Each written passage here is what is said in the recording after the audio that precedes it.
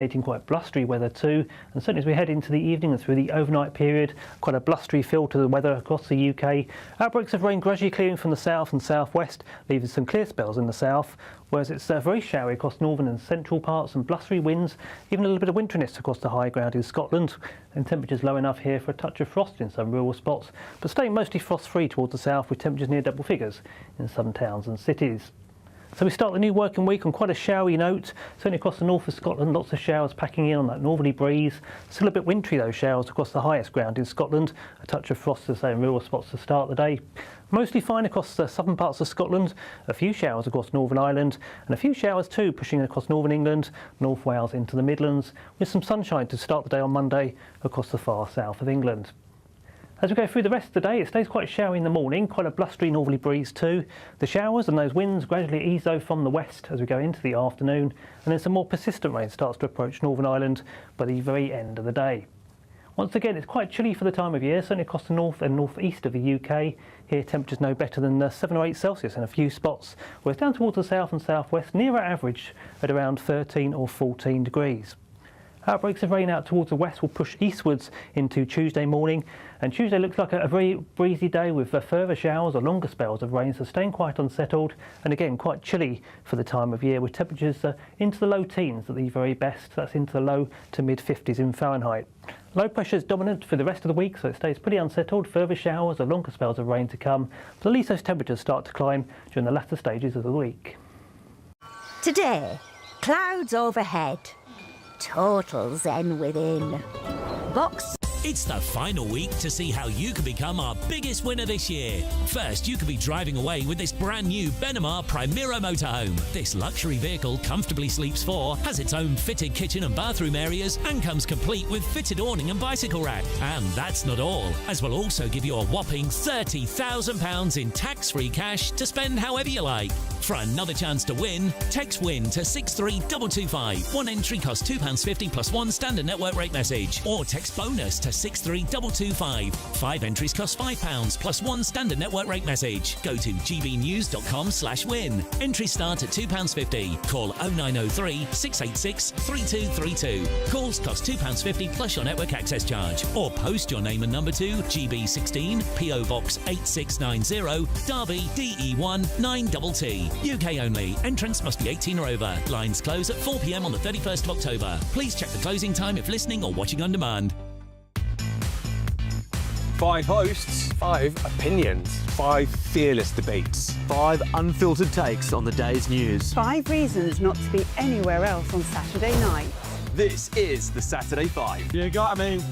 You got me good there. Britain's biggest Saturday night TV show. It's not a bad brand. Yeah. Uncensored. Very, very racy tonight. On the unpredictable. What did she say? Can you translate it for us? And always entertaining. And how can a country go from being led by William Wallace to Saturday nights from 6 p.m. only on GB News. the People's Channel? Britain's news channel. You're going to want to stay tuned, trust me. Hi, I'm Michelle Dewberry, and my show is your opportunity to cut through all the noise and dive in headfirst to some robust debates. Ideas clash. Situation, No, isn't it? because the failure is you're deliberately avoiding my point. Nothing's held back, And if you think this is the end of it, wait for more. and we do not shy away from the difficult stuff. Sometimes I want to shake people and say, if only you understood. So join me on Jubes and Co weeknights at 6 p.m. only on GB News, Britain's news channel. Mornings don't have to be tiresome, especially if you have the right company. Wake up to news as it happens, opinion and debate, and of course, a little bit of entertainment too. Because when the kettle's on, we're on. That's Breakfast on GB News, a show worth waking up for. Every morning from 6 a.m. Only on the People's Channel, Britain's news channel. We'll spread the news, you spread the word. Britain deserves a newsroom that puts the facts and your voice first. Well, and that's what you get on GB News. Lively debates, lively conversation. And we're not afraid to hold power to account. And each other. So join me, Andrew Pierce. And me, Miriam Gates, for Britain's Newsroom, weekdays from 9:30 on GB News.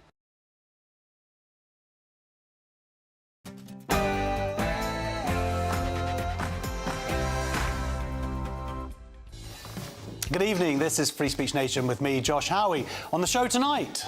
It's him again. You can feel his breath. Would you report it? Are female-only carriages necessary for women's safety? That's our debate. And... You have blood in your hands. Blood in your hands. Shame! The Israeli academic who claims that a pro-Palestine protester threatened to behead him will join us live in the studio. Plus... You have to admit, the thing that's in short supply in our society is bravery. And he's a brave guy. That was really sweet of Jimmy Carr to be talking about me there. No, we're going to find out who he was talking about in a bit, and I'm going to reveal all when me and my comedians answer some crazy culture developments from our live studio audience. But first, the news.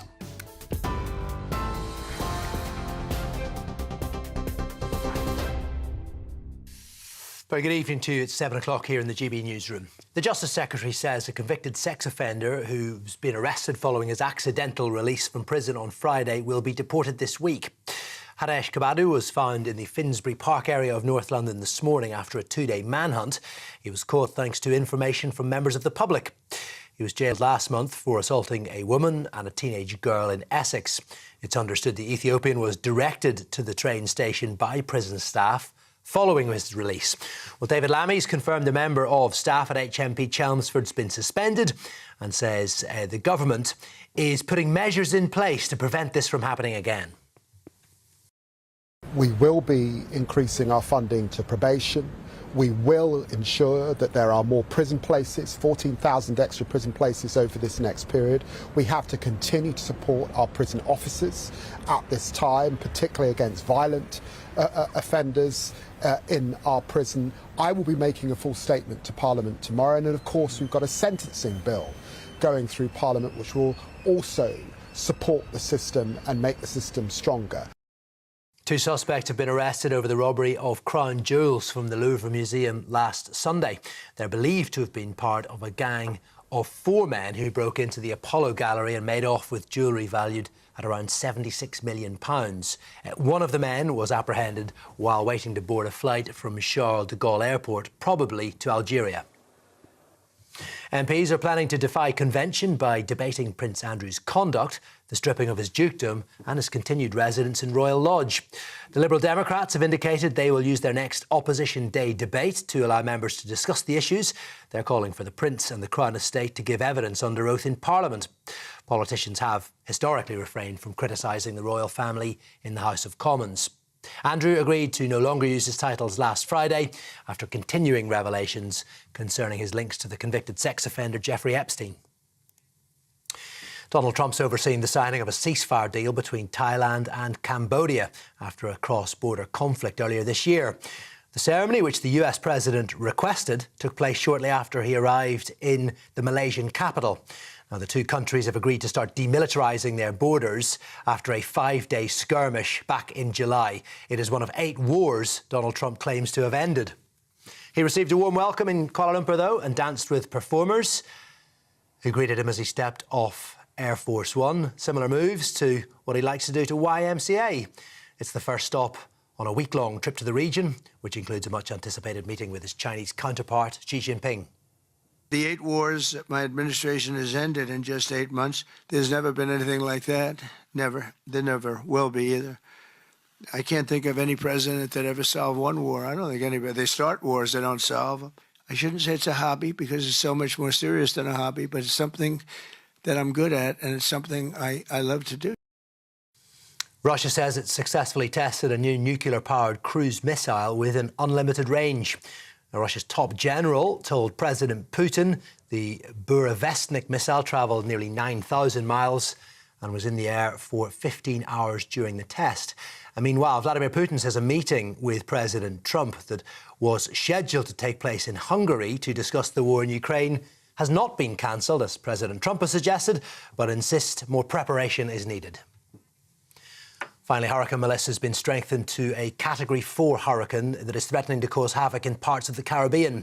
It's already reached Haiti and the Dominican Republic, killing 4 people, and residents in Jamaica are being warned of potentially catastrophic flooding and landslides when it hits the island late on Monday. Now, it's expected to bring winds of up to 115 miles an hour and torrential rain of up to 25 inches. Authorities there are warning of a threat to life. They're urging residents to batten down the hatches and seek shelter immediately. Those are your headlines. That's it for the moment. Now it's back to Josh. Tune into GB News Radio wherever you are. Online, on DAB digital radio, on TuneIn, on Radio Player and on your smart speaker. Just say, play GB News.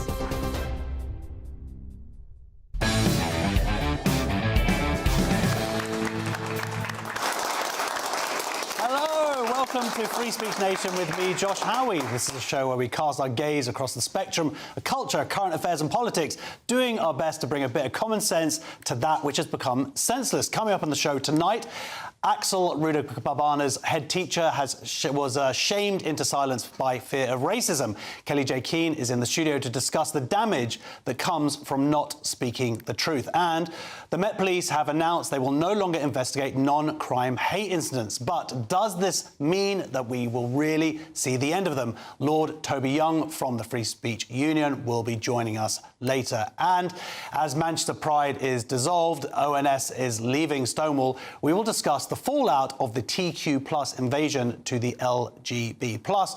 We'll be speaking to an academic who is challenging the London Maths Society as their new trans-inclusive policy fails to add up. First, a 21-year-old London student is demanding women-only carriages on the tube, saying enough is enough when it comes to harassment on public transport.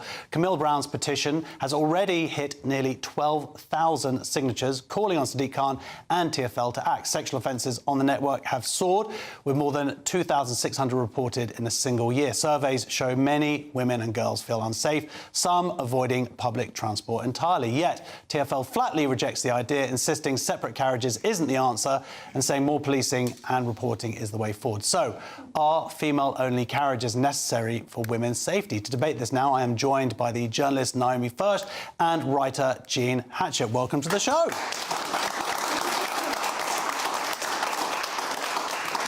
Naomi, I'm going to start with you, in a very simple answer. Do you think that this is a good idea or not? I don't think it's a good idea. I can understand the sentiment and I can understand a lot of women being really sick of what happens on public transport. But I feel like this would be a case of treating the symptom and not the cause. I think, it doesn't really make sense. Practically, how would you enforce a women-only carriage? And then I think there's better solutions. Like, what about better policing, but actually, visible policing? So if, we've got data on all these different incidents of harassment, when are they happening, what stations, what times, what platforms, physically put police there at the right time, and then you've got a visible deterrent for a would-be harasser, and you've got a visible reassurance for a woman. It can't be that hard to do that. So I don't understand. Well, I guess there are economic factors, but we are seeing an issue where it's going up 10% every single year, Jean. So what do you think about this? I mean, I'm a little bit scathing of that idea, because you've got... I don't think that women should be hidden away in a carriage. I don't think women should have to hide from public life at all because of the sexual violence of men. The issue there is men, and this issue is theirs. So the solution doesn't lie with hiding a woman away. So I think this is like the transport equivalent of a burqa. Hide the woman, you solve the problem of male violence. But is it also the transport equivalent of female-only toilets? No, because I think, those are requirements that women have for safety, privacy and dignity, but this is public life. We should all be able to freely access public transport. It's public. It's provided for all of us. So I don't think this idea of hiding women away, and that also makes women culpable, because it's sort of saying, well, what were you wearing? And now it'll be a case of, well, where were you sitting? So if a woman doesn't sit in the carriage, then is she responsible when she's sexually assaulted? So you've got a whole different dynamic coming in there, and none of that's acceptable. You've got to, hit the target here. And if you've also got Sadiq Khan, who is notorious for avoiding the issue of male violence against women and the realities of it anyway, because he doesn't discuss grooming gangs, you've got a man who's saying, well, we've solved it. We've got see it, sort it, whatever the thing is. You're just supposed to see it and it goes away. In this case, it'd be not see it. Well, exactly. But it doesn't end at the carriage door. It doesn't start at the carriage door. This is an issue with male violence everywhere, but specifically on transport, the solution is not to just hide the women away. And he isn't admitting that it's happening, because he is saying that the increase in incidents is because of increased reporting. Well, no, it's because of increased incidents in a lot of cases, because I'm sorry, but just saying it doesn't make it go away. That's just nonsense. Well, this is it. It sounds like you both have this different ideas about it, but don't like this idea. But we are talking about a third of women now have experienced sexual harassment or violence on the tube. That is a problem. Whether it's going to be bringing in the police, if that's actually going to solve it, surely there has to be other solutions that don't. Sort of point, as Jean was saying, sort of point to the problem of being somehow women, or the. Do you know what I mean? Yeah, of course. Well, I think Jean makes a really good point. Yeah, it's not women's problem. You know, if they're the victims of harassment. This is a problem that needs to be solved, and it needs to be tackling the root cause. Where's the violence coming from? Where's the harassment coming from? How do we solve it? I think my suggestion of saying, you know, having a more visible police presence, that's not a case of trying to blame women. It's saying, well, we do need better policing, clearly, because if there's too many men getting away with this. Well, what about the cause, which is men? Yeah, but it's not all men. I don't want to go down this path of suggest, you know, the vast majority of men using public transport are not sexually harassing women.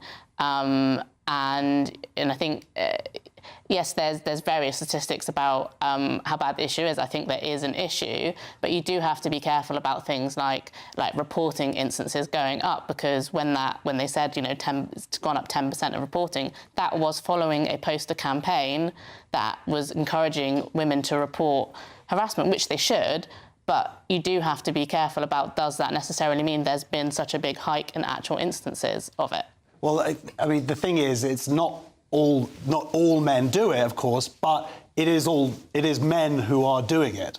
So we were talking about this earlier. You were sort of saying that men shouldn't be on the tube. Well, there's a few things to say about that, and it's like, if you've got an increase, but you've also got an increase in men, and we have, you know, we've got 37,000 men that have arrived this year into the country from, you know, regimes and areas where they are, you know, systematically treat women badly. You've just got more men. I mean, we've got native men who are committing high rates of sexual violence against women, but for it to jump by 10.1%, we need to look at which men and why are they here and doing this. So I think that's, you know, that's one of the things we've got to be honest about, and so few people are honest about that. Yeah, well, that's a great point, because sorry, I'll get on a different tube. I've got an example from a woman who said she was sexually assaulted. She contacted me and said she was sexually assaulted, and she was made to feel like it was her fault because the men around her did nothing. So it's not all men, but the men who aren't the man are quite happy to stay quiet.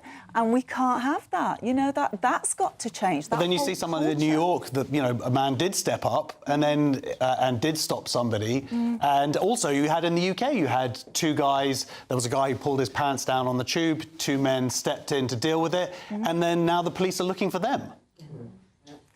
So well, then we need to address the police. Well, no, absolutely. Definitely. Well, look, that's moving on a little bit to who actually is committing these crimes. You talked about let's identify them, but we've had a bunch of campaigns now. The Daily Mirror was kind of ridiculed for its photo choice of, not that white middle-aged guys in suits can't be dodgy, but this was the photo that they used. I'm just saying that as a white middle-class guy, hopefully not dodgy, but there seemed to be, and then people were going out and finding campaigns where essentially it seems like maybe these campaigns work because the instances of white middle-aged men in suits sexually attacking black women has gone down to practically nothing now.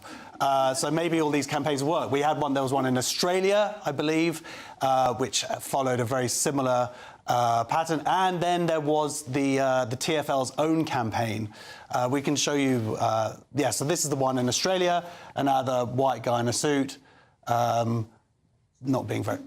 And then we have the moving images. So in terms of identifying who exactly. I'm not, like, again, I'm sure there are some dodgy white guys in suits out there. I'd like to point out that on the tube I don't wear a suit. But yeah, let's have the little clip of this, which is quite a disturbing little film, actually. The man in the grey suit is staring at you. Would you report it?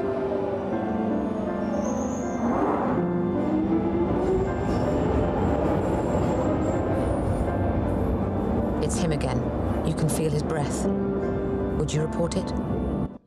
So again, look, another white middle-aged guy in a suit, but they're not committing every single sexual assault by any means, yet all of these adverts that are meant to be helping to raise awareness and stop it aren't just speaking the truth. That, believe it or not, people who sexually offend across all minorities and ethnic minorities.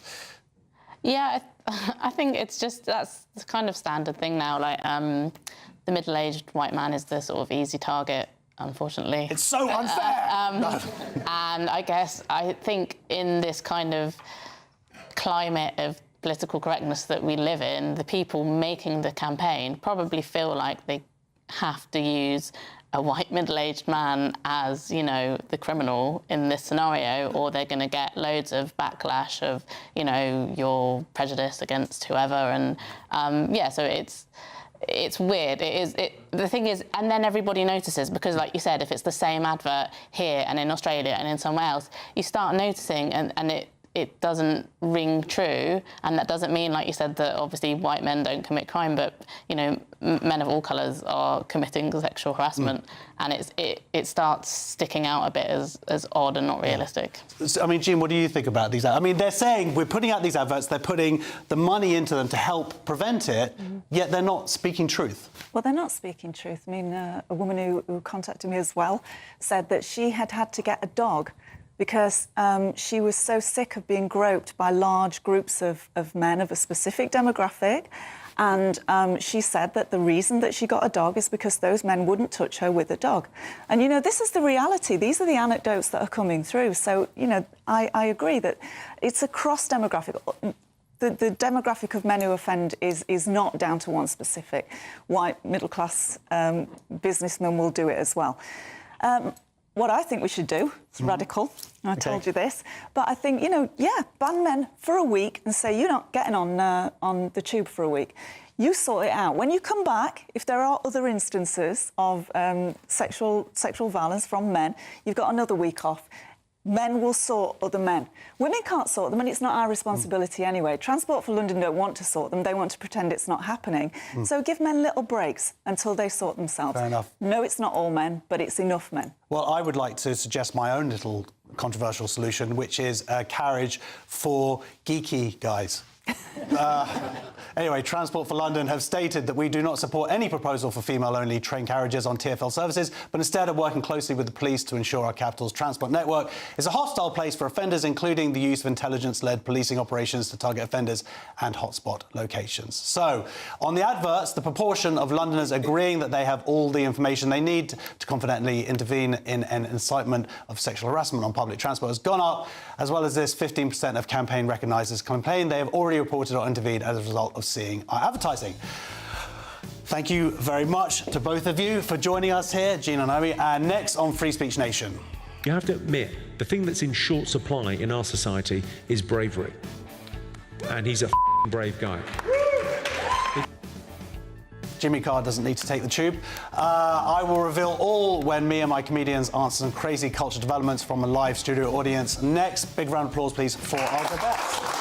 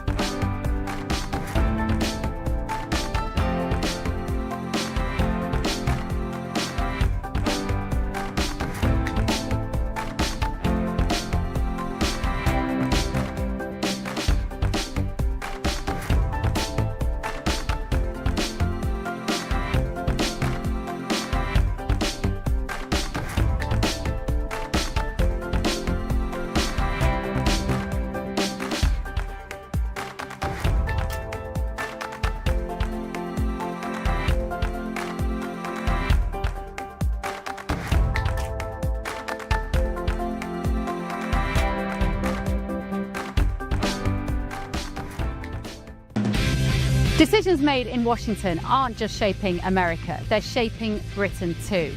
From migration to global security, from crime to health. Whatever happens in the White House today will be felt in your town or city tomorrow. That's why The Late Show is live from Washington, D.C. Cutting through the politics to show you what it all means for Britain. The Late Show live every night at midnight. Only on GB News, Britain's news channel. At GB News, we love to hear from you, our loyal community. So drop us a line at gbnews.com/yoursay. There you can talk to each other and also to the presenters live on air.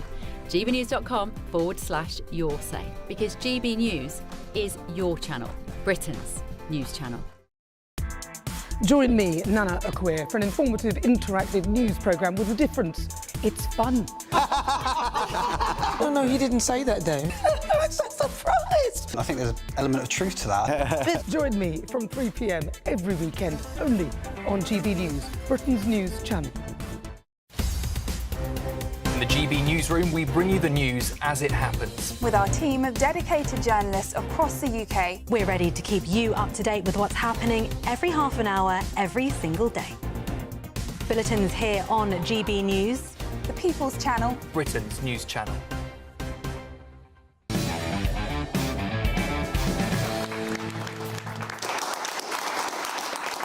Welcome back to Free Speech Nation. My comedian guests this evening are Cressida WE and Nicholas De Santo. Let's have another one, please.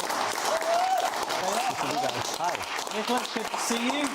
You just changed out of your suit. Yeah, I went more casual today. Yeah, fair enough. You all right? Yeah, thanks very much. You all right? And Cressida, how are you? I'm good. Very well. I thought I've got a bit of a cold and I thought my voice was going to let me down, but that sounds quite normal, doesn't it? Yeah. Good, right. Yeah, fine. yeah. You sound very... I thought it was going to come out Madge Bishop. You're just going to be like, hello, let me into your toilet. Right. We're going to get some questions from our audience. Our first question is from Emma. Why is Louis Theroux more likely to fly Virgin now? Oh, yeah. Why is Louis Theroux more likely to fly Virgin? I love your T-shirt, by the way. Thank you very much. British Airways have pulled its sponsorship of the Louis Theroux podcast after an interview with frontman of punk rap duo Bob Vylan, who defended chanting death to the IDF at Glastonbury Festival, stating he'd do it all over again. The airline said the episode breached its rules on politically sensitive content, effectively ending its partnership with Theroux. Did you happen to see these clips at all of this podcast? No, but I did see Louis Theroux getting off a Ryanair. I did see Louis Theroux getting off a Ryanair flight recently. Oh, OK. Well, maybe you've got the exclusive. That's why British Airways have done it. It's got nothing to do with Bob Vylan at all. I mean, he's investigating all the wrongdoings of them. Yeah. How bad is it going for him if he's flying Ryanair? Yeah. How much was BA sponsoring him anyway? I understand the backlash, but there should be a limit. I mean, I have no sympathies for Louis Theroux or Bob Vylan, but I mean, flying Ryanair is supposed to be a successful podcaster. Yeah, no, exactly. What do you think about this? I mean, did you see the clip? I haven't, but I do think it's... I mean, what are BA thinking? Like, we need to have something less sensitive. Yeah, what have they looked at in his back catalogue? Why doesn't he go back to doing white supremacy documentaries or adult films? Or he's done some outrageous things. Are they really surprised? Well, I think the difference is here is that, yes, he did documentaries on white supremacy, but he didn't sort of go, yeah, and add to it. He didn't sort of add to the hate. And that's the argument that's happened here, is that he sort of didn't do any pushback. Did you see it at all? Didn't do any pushback. Surely his thing is, like, give them the mic, shine the light on the madness. Don't we want to know where Bob Vylan is and what he thinks? He made comments that actually added to this and arguably added his own racist comments. Wow. So that is partly why. I agree that there is this idea that, you know, of course we should talk about political stuff, but... in this particular case, a lot of people are saying he crossed the line. I thought he was maybe... I didn't see this. From what I read on the article, looked like... And I thought he was only guilty of being too acquiescent or too, too soft on Bob Vylan, who, as the name suggests, is a villain. He mentioned, like, Jewish exceptionalism from the Holocaust. It was, like, nasty stuff that he added to it. It's a bit cranky. I mean, respect for freedom of speech. I obviously don't agree with this if it's gone like this, but I think generally it's good airline policy not to provide content that enrages potentially the passengers, you know. Sometimes, I mean, it's already bad when sometimes, I don't know who chooses these bits, but sometimes airline in-flight offer includes plane crash movies. I mean, a lot of stand-up comics have covered that extensively, but this is also very bad. Okay, well, look, I would like to throw out a welcome to our new sponsors, British Airways. So anyway, let's go to our next question from Anton. Is Jimmy Carr brave? Yes, Jimmy Carr brave. Jimmy Carr has praised cancelled writer and comedian Graham Linehan after he was arrested for anti-trans tweets. He told an audience in America, "You've got the First Amendment, cherish it." Let's have a little look. You agree with Graham or J.K. Rowling or not, you have to admit the thing that's in short supply in our society is bravery. And he's a brave guy.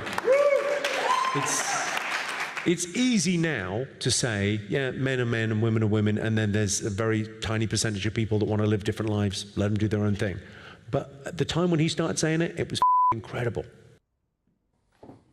I remember Jimmy when he told jokes. I liked his little sermon. Well, he's right. I mean, it's not funny. He's exactly right, isn't he? Well, I suppose there's a bit of a where were you 3 years ago, Jimmy?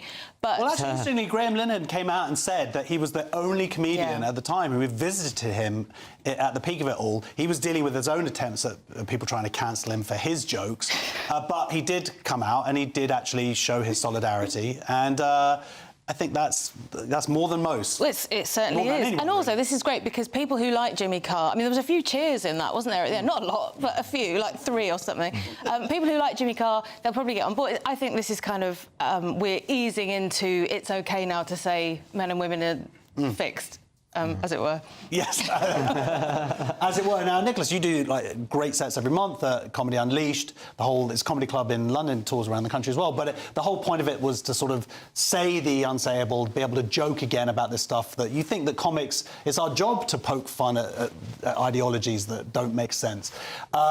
It's refreshing, I think, to see Jimmy Carr calling this out. No, absolutely. I agree. Timing is everything. As Jimmy mentioned himself, when Graham Linehan said what he said, or J.K. Rowling, when they started saying it, it was more difficult, obviously. And it would have been nicer if Jimmy had supported them earlier, but still credit when credit is due. He's, by the way, a few laughs, but he's doing this in America.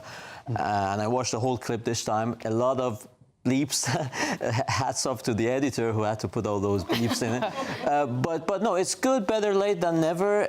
Right now, yeah, it's easy to say men are men and women are women, more or less. I mean, it's not easy everywhere. If you go to have a gig at Goldsmith University campus or Portsmouth University. Who books that? Pardon? Who books it?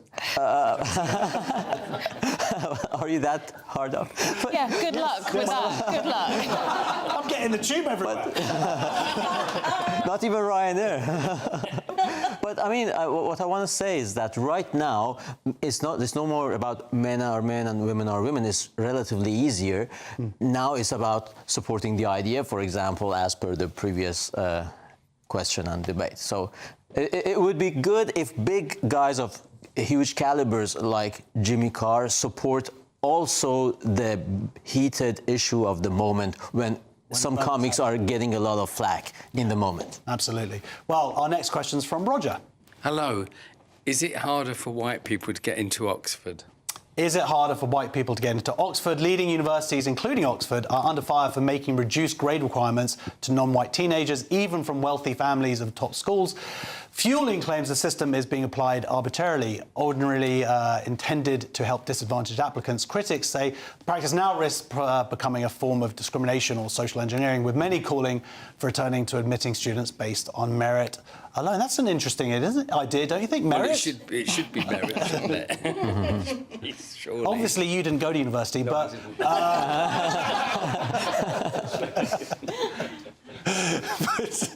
What do you think about this, Cressida? Well, to answer your question, is it harder? Yes, but not as hard as it is if you're Chinese, because they've they've made that another category. So I think I read that there was something like 16% of people who get in despite not really having the grades they were supposed to get are black, and then it goes down to, is it 8% for white people? I might have that wrong. 6%. 6%, 2% if you're Chinese. So it's really, really segregated. And I think you were just saying that it's not about class in this case, because this even applies regardless of what school you went to, what opportunities you've had. So it's just about colour.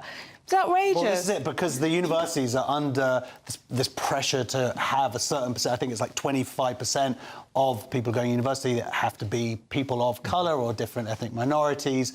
So it feels like they're using this way and getting rich black kids. And we've seen, of course, it's white young boys are the ones who sort of underperform the most, poor young boys. Underperform the most when it comes to academics. Absolutely. And need support. First of all, they have this regulator, I think it's called the student office, if I'm not wrong, breathing on the back of their neck because they have to meet these diversity quotas. And secondly, they also need, so to speak, bums on the seats, especially when demand from overseas students for whatever reason drops. So they are desperate to lower the standards. But then leaving merit and going for DEI is always problematic or controversial, to say the least, because merit is supposed to be or is likely to be sacrificed. But then they do these contextualized offers. They see the wider context. Do you come from a broken home? Are you a young carer? Did you have obstacles? Fair enough. This is already kind of controversial area. But then they go for color, like black, brown. One parent was overseas, born overseas, and some of these blacks or browns, they are actually wealthy and they're doing well. So ironically, it underlines that low expectation hypocrisy, where just by being black or brown, they expect you to have had a difficult life, whereas they're actually doing quite well. Well, I should just say I'm a little bit bitter myself. I applied to go to Oxford and I didn't get in, but it's nothing to do with that. I'm just a bit thick. Right, next on Free Speech Nation, Axel Ruda Kavanaugh's head teacher was shamed into silence by fear of racism. Kelly Jay Keene is in the studio to discuss the damage that comes from not speaking the truth. See you in 2 minutes.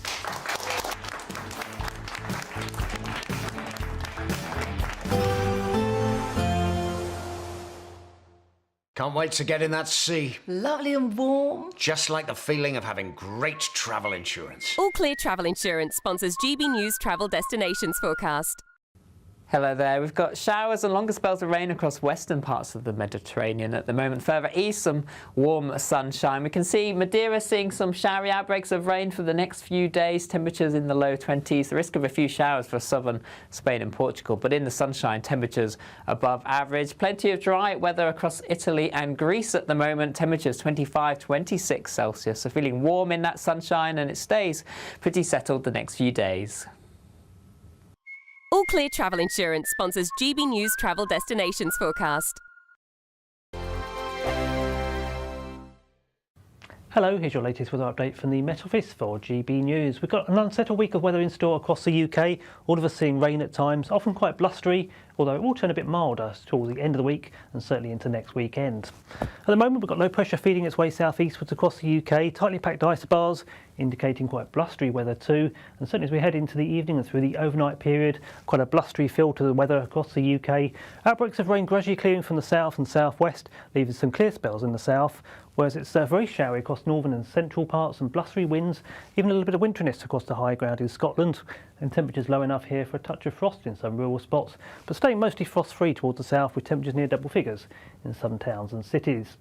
So we start the new working week on quite a showery note, certainly across the north of Scotland, lots of showers packing in on that northerly breeze. Still a bit wintry though, showers across the highest ground in Scotland, a touch of frost to say in rural spots to start the day.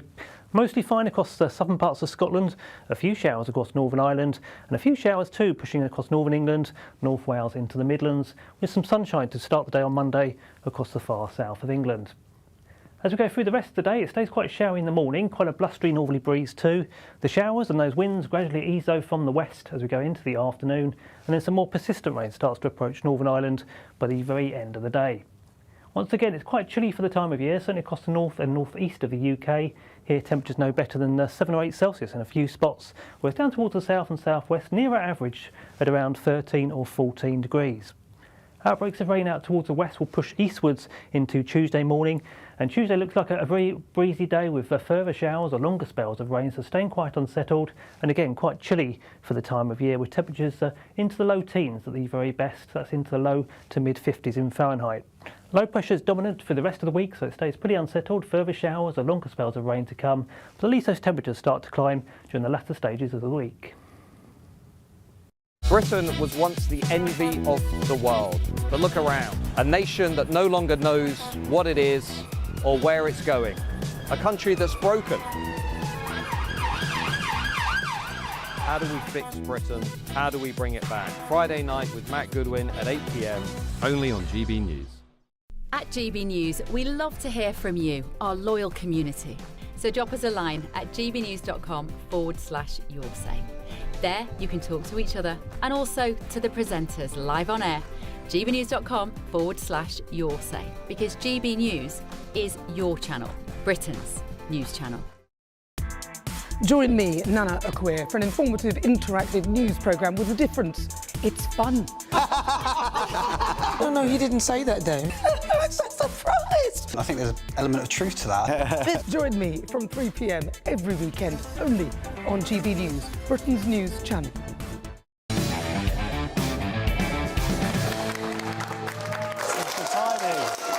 we go. Welcome back to Free Speech Nation with me, Josh Howie. A head teacher removed the word sinister from the Southport Killer's education plan after mental health workers accused her of racially profiling a black boy with a knife. Head teacher Joanne Hodson told the public inquiry investigating his crimes that from his first day she realised the teenager was very high risk. Joining me now to discuss this is the founder of the Party of Women, Kelly Jay Keene. Hello. Hi. This whole entire horror has just sort of compounded madness upon madness. We see how Prevent, he was recommended to 3 times and they kind of turned it down because he didn't fit into an easy box of somebody who's obviously disturbed. Now, this week, we see this head teacher giving this testimony and you're just kind of like, it's maddening, right? Yeah, it's totally maddening, but just not unexpected at all. This is where we are. This is what we've created. Probably each and every one of us has contributed to this, but also unions, the culture within schools, the culture within education as a whole. Like, it's everywhere, this culture of silence. And we've seen it from others. You know, we saw it with the Manchester bombing. We saw it with the Pakistani Muslim rape gangs. This fear of being accused of being racist in this particular case is leading to actual harm. And with this head teacher, I think it was the social services, they were saying, look, you can't do that, you can't say that. And it was so patently obvious that this was a child who needed real help. Yeah. Yeah, I mean, the social services, they've always done so well. So it's such a big shock for all of us. Social services, let's remember, were the ones that told girls that didn't support girls. I think a social worker went to one of the grooming gang victims' weddings when she had to marry a rapist. So, and you also mentioned mental health, which is a real red flag for me when people start talking about somebody's mental health when that person actually is causing demonstrable, often, harm to others. Like, do we have to talk about mental health? Can we not talk about real-world harm, what is happening? But again, it's both a culture of fear, but I do think that head teacher should have written sinister and stuck with it, because if she knew that, then I'm imagining that she's got a lot of experience with children. She wouldn't use that word without really meaning it. And I think she should have put her foot down. And I think that's probably what you would have done and I would have done in that situation. That word would not have been erased. Well, maybe, but then you see it, anything in retrospect is to look at it. But she says that, meeting him, it was, she said, why? Because he went to this school because it was a specialist school anyway, and she talked to him like, why did you take a knife in? He said, to use it. I mean, you could not have got more red flags. And again, it's the tragedy just being so avoidable. Yeah. I'm sure that she wishes that she did. But how are we going to get to a point as a society where we can actually really start speaking truth? That when a child comes along of any ethnicity but is obviously disturbed, that you can just call it out? Well, without wanting to be too facetious, the way you speak the truth is open your mouth and let the words come out. Like, it's not that difficult. It is difficult if you want everyone to like you. It's quite difficult to speak the truth. It's difficult if you want everyone to think that you're the most lovely, kind, accepting person in the world. It's quite difficult then. But if actually the truth is your ultimate goal and the truth is the most important thing to you, it's not really that difficult. In fact, for many of us who do speak the truth to our cost, I think that we can't not speak the things that need to be said. I can't not say that is a man when it's clearly a man pretending to be a woman. There's nothing about that I can say it's not, that is a woman. The same with the grooming gangs. I can't not say that there probably is an issue within the Pakistani Muslim culture that meant that they were more likely than other groups to gang rape children. You've got to be able to say these things. And if we don't say them, it makes it harder for the next person and the next conversation and the next conversation. So how do we do it? We just do it. Yeah. Well, this is it. You say we just do it, and as you have done it, I like to think that I speak up about these things as well. But we have had, like we said, the Manchester bombing. You think that would be a moment that they said they were afraid of approaching these men because they were afraid of being accused of being racist, and children were blown up. You would think that would be the point where we as a society go, you know what, we've just got to get over being impolite, and we actually have to start caring more about, in this case, children's lives than this fear of being attacked as being racist. Yeah. And yet we'd never seem to learn that lesson.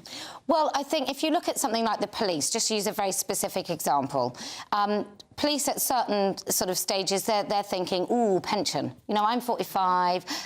In a few years' time, I can retire and I'm going to be on this pension. If I get to the next sort of career bit, I'll be on this pension. So I'm not going to talk about the things that I need to. I'm not going to raise those particular issues. I'm just going to keep the peace. Well, I think that should be detrimental for your career in the police. Likewise, this particular teacher, I think it should be detrimental if you don't actually take risk to protect children. Ultimately, what that boy did in the end is he killed some little girls, and there were teachers that knew that he had the capacity to do absolute evil. And so I think we just have to celebrate people maybe when they do come out and speak the truth, rather than all turn a blind eye and ostracise those people as if they've done something wrong.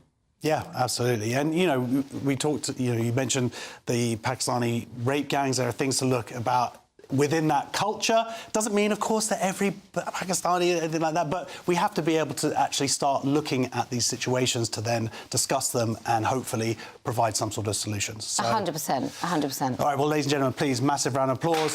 She who speaks up, Kelly Jay Keene. Next on Free Speech Nation, we're going to speak to an academic who is challenging the London Maths Society as their new trans-inclusive policy fails to add up. That's a joke. See you in 2 minutes.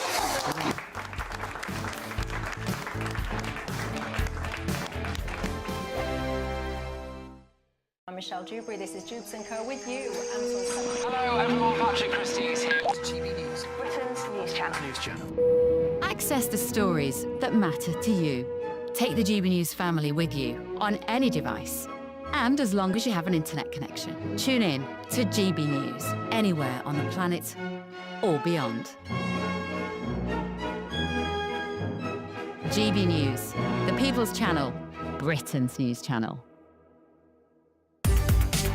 From the school run to the home run, watch a new show for all of Britain. He can say whatever he wants. A straight talking show where all voices are heard.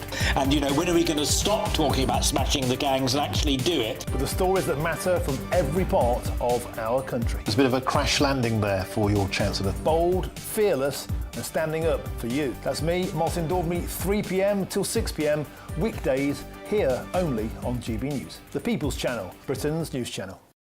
Westminster's full of talk, but out here, it's the real world.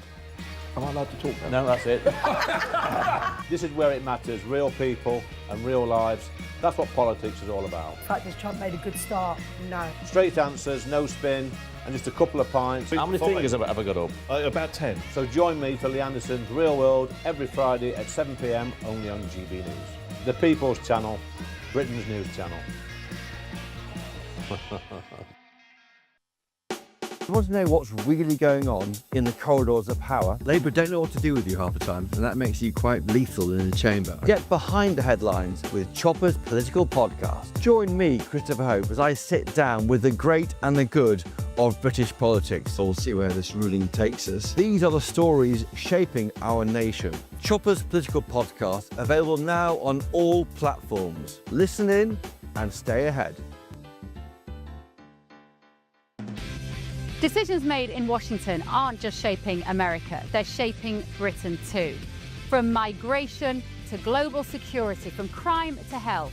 Whatever happens in the White House today will be felt in your town or city tomorrow. That's why The Late Show is live from Washington, D.C. Cutting through the politics to show you what it all means for Britain. The Late Show live every night at midnight. Only on GB News, Britain's news channel. Bold. They are under no illusion. Ray. Are you a human trafficker? Boundless. I've had enough of the nonsense, and I'm not afraid to say it. Don't get this on the BBC. Every weeknight, I tear through the headlines. The smell of gasoline. Should we be worried about it? From Westminster madness to cultural war chaos. What I'm going to do now is they are throwing things out the car as we speak. Get ready, Britain. Here we go. Patrick Christie's tonight, weeknights from 9 p.m. only on GB News, Britain's news channel.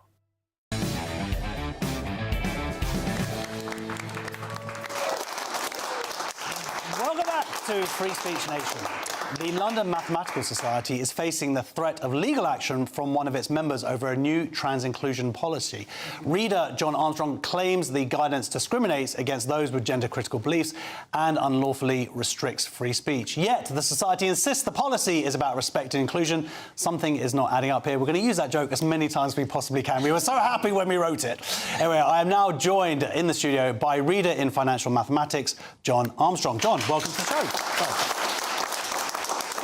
So, John, you tend not to think when it comes to maths that they believe in non-binary.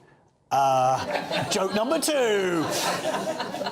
But what made you sort of take a stand here? And also, it's kind of shocking because I thought we were over this stuff, and now you're seeing an institution kind of jumping in with their feet first. Yeah, absolutely. So I think most organisations have been at least suspended their trans policies, but the London Mathematical Society has written its first ever trans policy. And it says that people can use whichever facilities match their affirmed identity. So they've gone just head-to-head with the Supreme Court. And do you think it's because, like, maths people don't read the news? And then suddenly, like, they were just so focused on their formulas and stuff, and then they sort of read a thing, let's quickly do that, and they're about 10 years too late. Yeah, I'd agree it would be very diplomatic to suggest it's the intelligence of my colleagues that has caused this problem for them. So as well as that policy, they've also put together policies on what we're allowed to say about trans people, and they are just framed in the most ludicrous way, with absolutely no caveats whatsoever. So, you know, if you misgender somebody while singing in the shower, that's unacceptable. And so, for example, you can't make jokes about trans people. Now, I know where they're coming from. What kind of monster would find cross-dressing funny? I saw a play the other day. It was called 12th Night, and the level of misgendering in that, off the charts. Even I get that reference. And similarly, we've got to use pronouns, OK? Now, I think that's compelled speech, obviously. Yeah. So now, people have all got different views, I think, on where they're going to draw the line on pronouns. I think most people would think these are pronouns. Pretty ridiculous. And I emailed the London Mathematical Society and gave that example. Yeah, I mean, Ziza sounds like one of those functions on the calculator. You don't know what they do. Yeah, I mean, it's insane. Yeah, I had to look up how to pronounce it. And anyway, I wrote to them and said, you know, do you actually really mean this? And they said, well, if you don't want to use Ziza pronouns, all you have to do is refer to the person by their full name, and everything you'll write can only be clearer. And I don't see how that restricts your free speech at all. Also, the whole point is that it's saying that you agree with this ideology that there are people who are born in a spectrum of sexes and identities. Yeah, absolutely. And, you know, let's be honest, it's just an imposition, isn't it? If somebody's saying you want to use these as the pronouns, they're taking away your dignity, aren't they? Let's be honest. You know, if they're making you lie. Well, I mean, we hear these examples of people with meow pronouns at schools. This is apparently happening back in my hometown. It's kids taking the piss, isn't it? Yes, we're not allowed to say that, but yeah.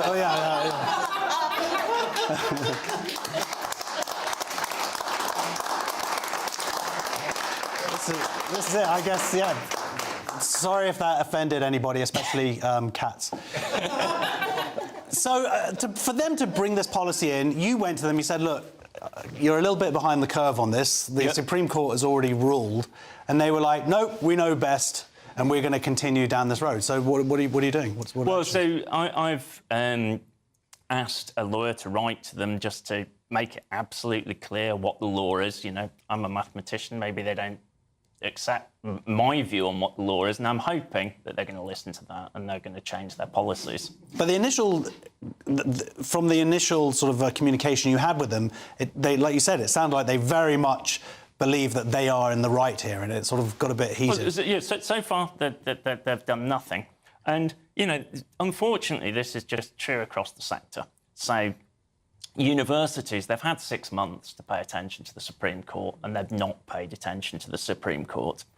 And the issue for me with this is that we're sending a message to our students by doing this, that the law is in some way optional.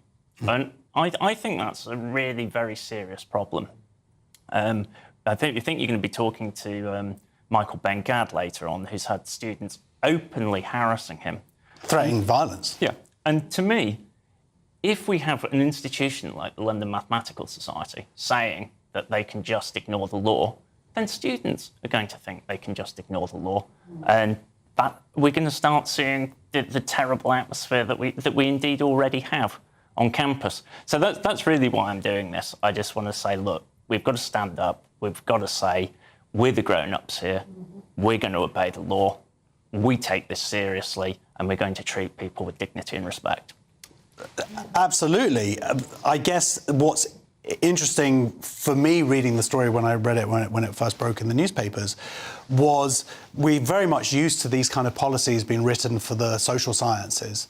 But when it comes to hard science, when it comes to maths, and they are basically creating a policy that arguably, well, first of all, we know it breaks the law, but also that it follows an ideology. You don't expect that when it comes to maths. Well, to be honest, the reason is that 15% of maths professors are women only, and they just don't know anything about these issues. And they just seem to, it seems to me that the entire LGBT issue, scientists just lose the plot completely. Every single learned society has given evidence to Parliament that there's LGBT underrepresentation in science. It's not true.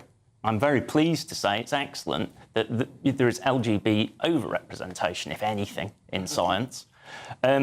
The London Mathematical Society referred to a report by the Royal Society of Chemistry, which they said showed I can't remember their phrasing, the level of oppression trans people face. And in fact, it shows the exact opposite. It shows that LGBT people, at least in universities, are actually happier in their work than heterosexuals. And so they're just ignoring science entirely. Okay. Well, look, we approached the London Maths Society for comment. They haven't got back to us. But in the meantime, thank you very much. The reader in financial mathematics, John Armstrong. GB News has approached them and that's the end of the first hour on Free Speech Nation. Don't go away, there's lots more to come between now and 9 o'clock, including more audience questions from our live studio audience, and we will be meeting the Israeli professor who was threatened with beheading by his students. Don't go anywhere, see you in a second.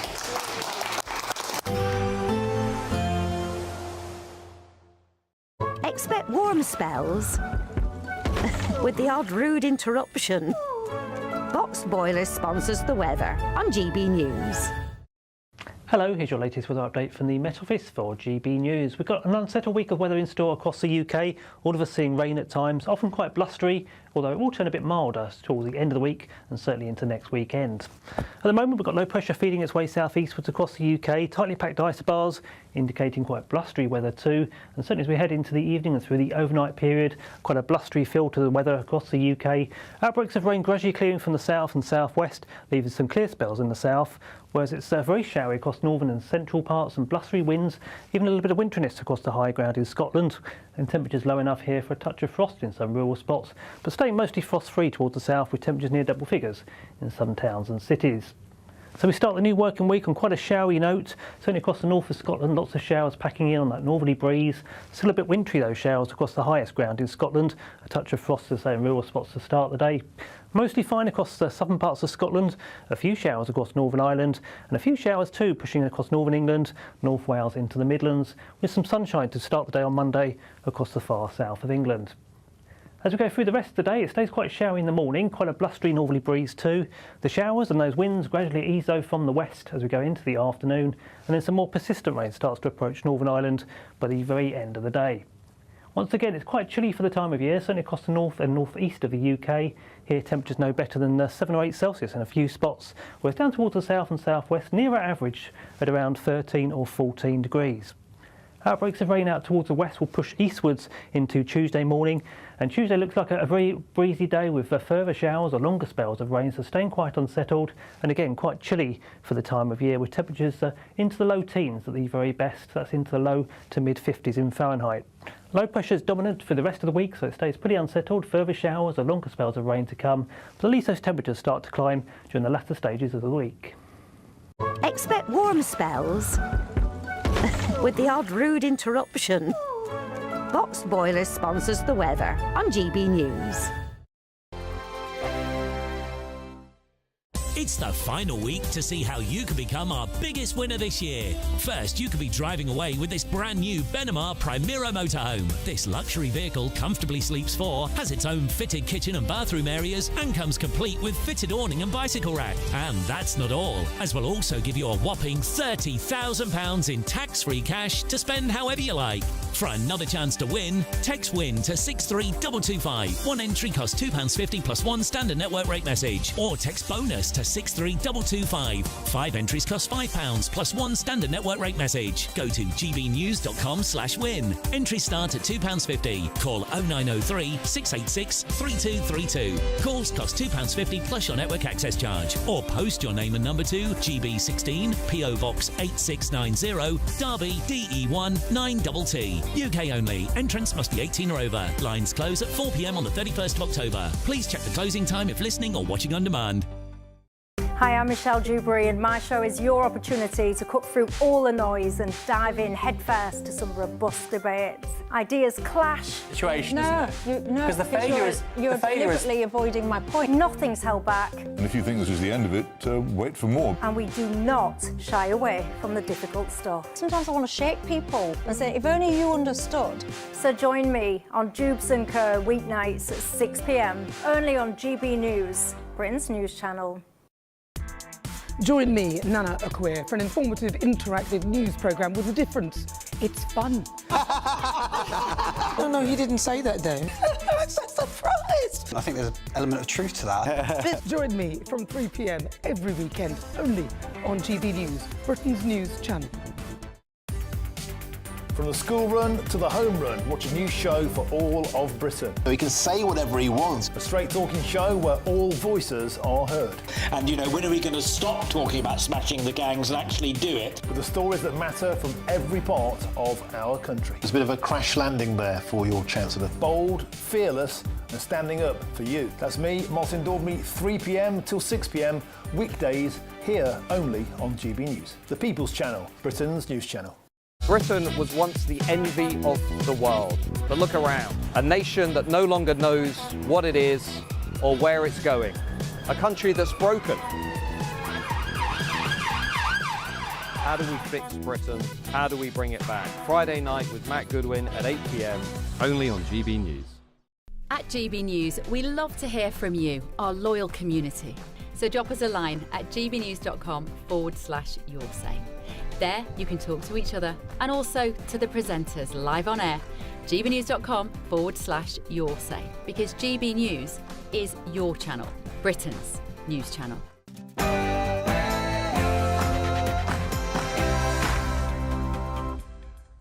There's plenty more still to come on Free Speech Nation this week, including... You have blood in your hands. Blood in your hands. Shame. The Israeli academic who claims that a pro-Palestine protester threatened to behead him will join us live in the studio. Plus...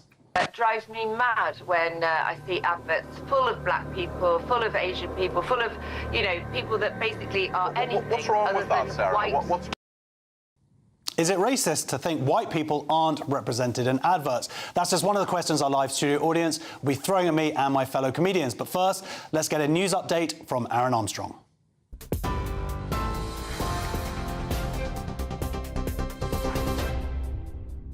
Thank you very much, Josh. Good evening to you. 8 o'clock here in the GB newsroom. The family of the schoolgirl assaulted by Hadush Kabatu in July says they feel massively let down and infuriated by his accidental release from prison.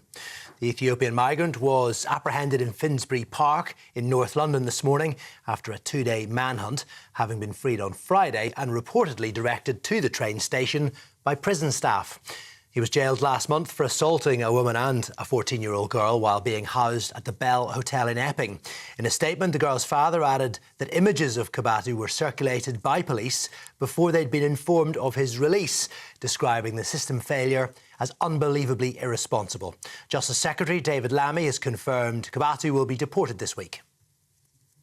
This was totally unacceptable. I will be making a statement in Parliament tomorrow. There will be a further and full investigation into how this happened. It's right that he's questioned by the police following his route from Essex into London, and then of course 48 hours in which he has been basically around. It's right that we get to the bottom of what's happened over the course of those 48 hours, but I can assure you that he will be deported as he was expected to be deported. I expect that to happen this week. Shadow Home Secretary Chris Philp says the Home Office and the Justice Secretary have big questions to answer. David Lammy should absolutely, and Shabana Mahmood should absolutely be giving an account for themselves in Parliament. They're responsible for running this system. Clearly, somehow there was a huge mistake, terrible mistake between the prison service and immigration enforcement, who should have been picking this man up and taking him into immigration detention for deportation. So between the two of those departments, they messed up spectacularly. Ministers need to apologise, which I don't think they've done so far. They need to come to Parliament to account for their failures, and there needs to be an investigation to determine exactly what went wrong. A woman in Walsall has been raped in what police have called a racially aggravated attack. Officers were called to the Park Hall area of the town just after 7:15 p.m. last night, saying the woman in her 20s was assaulted at a nearby property by a man she didn't know. They've released this CCTV of the suspect, describing him as white, aged in his 30s with short hair and wearing dark clothing at the time. West Midlands Police have launched an urgent appeal asking the public to help identify the subject.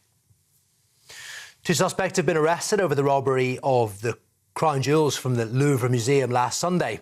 They're believed to have been part of a gang of 4 men who broke into the Apollo Gallery and made off with jewellery valued at around £76 million.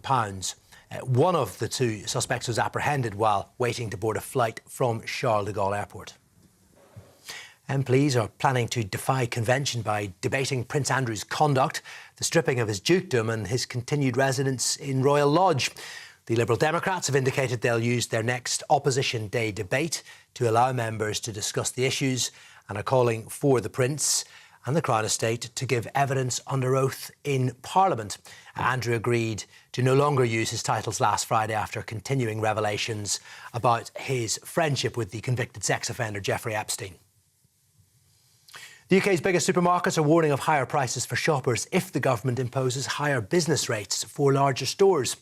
Shops with a rateable value of £500,000 or more are expected to face an additional tax in next month's budget to help reduce rates on smaller firms. Now, the British Retail Consortium say supermarket bosses are already facing additional £7 billion in extra costs since the last budget, and their ability to absorb those costs is diminishing. Finally, Hurricane Melissa has been strengthened into a Category 4 hurricane, with forecasters saying that may increase to Category 5 as it hits parts of the Caribbean. It's already reached Haiti and the Dominican Republic, where 4 people have been killed. Residents in Jamaica are being warned of potentially catastrophic flooding and landslides. It is scheduled to hit the island late on Monday or early on Tuesday morning. Winds of up to 115 miles an hour have been predicted, with rain reaching 25 inches. Authorities are warning of a threat to life, and they are urging residents to batten down the hatches and seek shelter immediately. Those are your headlines from the GB Newsroom. I'll be back with more at 9.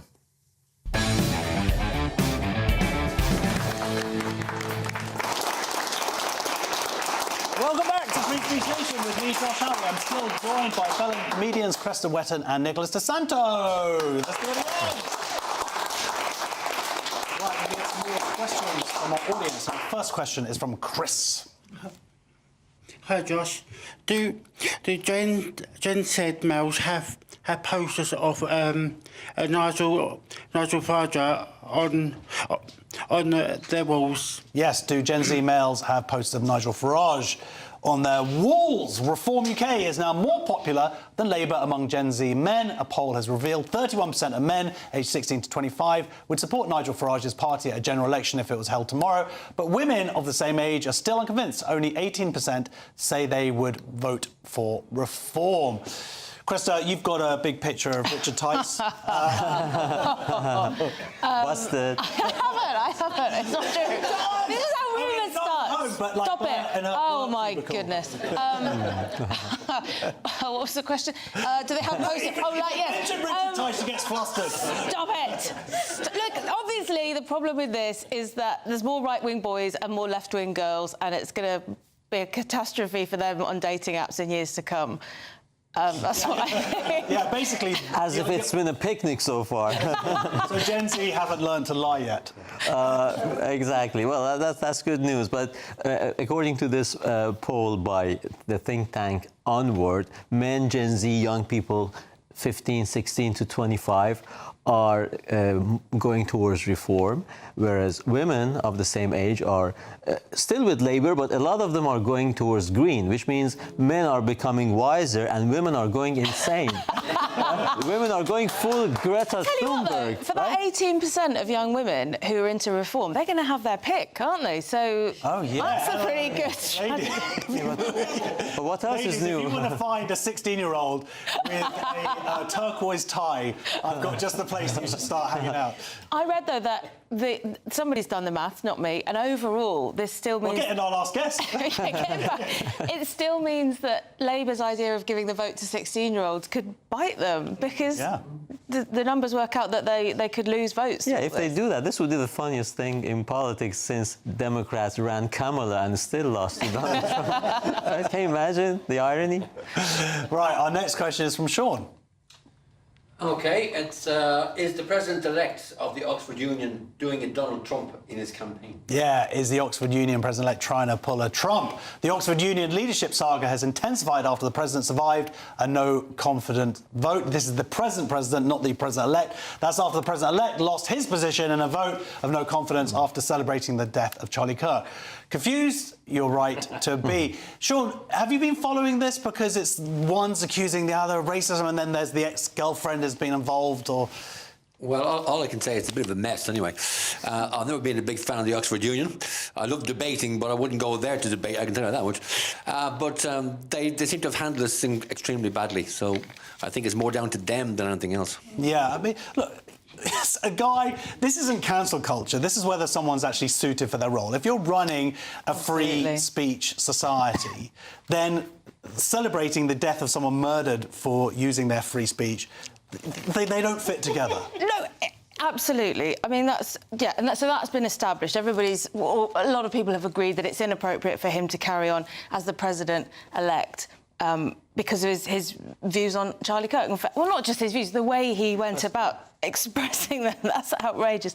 But then in the meantime, he's now sort of called so he's done his no vote. Like, guys, I'm going to not really die on my sword. I'm going to sort of make it look a bit like I'm doing that. The day before, they would have anyway gone to a vote. Right. Yeah. So he's, you know, that's not very dignified. And now there's been like a counter vote of no confidence against the current guy, who has said, "Hang on, I haven't done anything wrong," which I think is because Aberonye, stay with me, the president-elect, thinks that his vote of no confidence hasn't been handled properly, which is the messy bit. So is he doing a Trump? No, it's not very dignified, is it? It's like they're just kids or something. Yes, crazy to give them all of this influence and budgets over. Yes, are you a fan of the Oxford Union? Would you go? No way.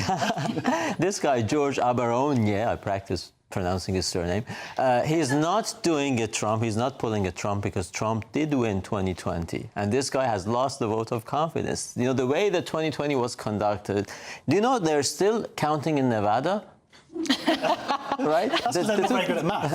Well, yeah, so hence the whole suspicion or the whole case by Trump. That Trump won the election? I have my, I'm more leaning towards the fact that because, you know, the way they conduct we do postal vote in this country, this is off topic, but, you know, sending the postal ballots a month before the election and collecting them a month after the election, whether or not people had expressed, that was a mess. This guy has lost the vote of confidence, and then after, you know, as the head of a free speech organization, presumably, celebrating for the death of someone killed while doing speech, you know, it was totally untenable. So, two different things. Look, George Aberonye said in response, 2 centuries later, the same people who claim to believe in the union are now acting in stark opposition to the union's founding principles by supporting a campaign of harassment, censorship and abuse.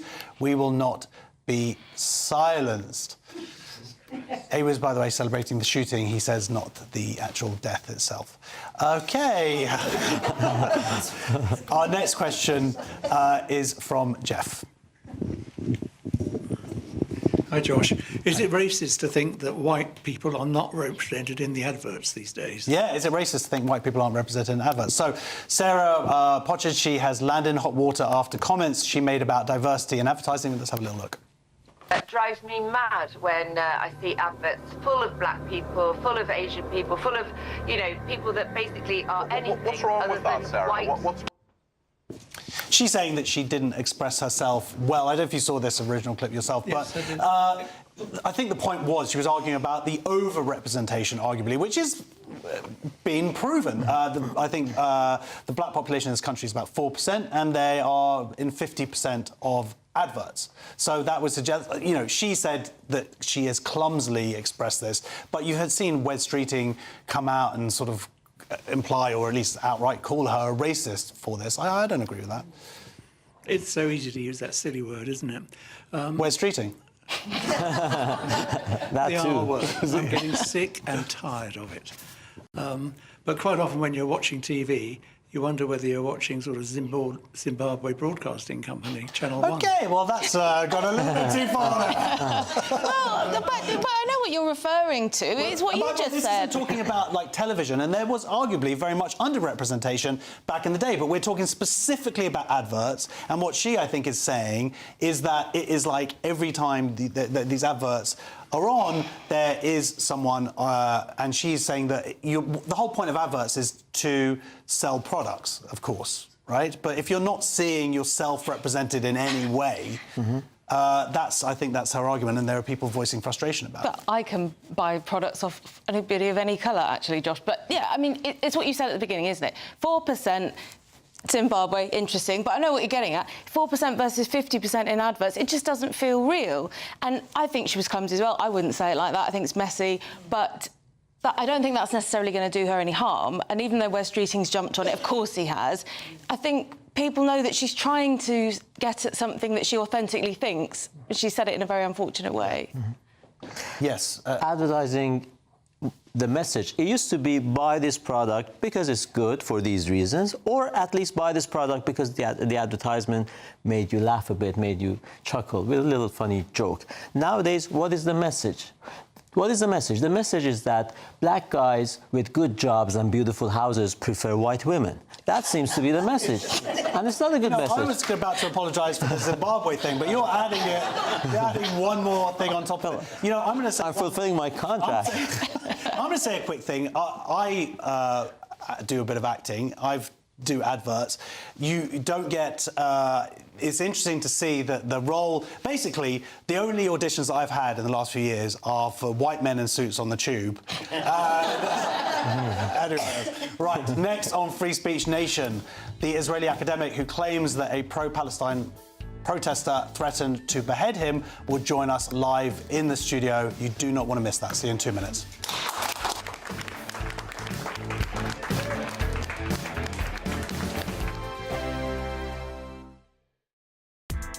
Join me, Nana Akwe, for an informative, interactive news programme with a difference. It's fun. No, you didn't say that, Dave.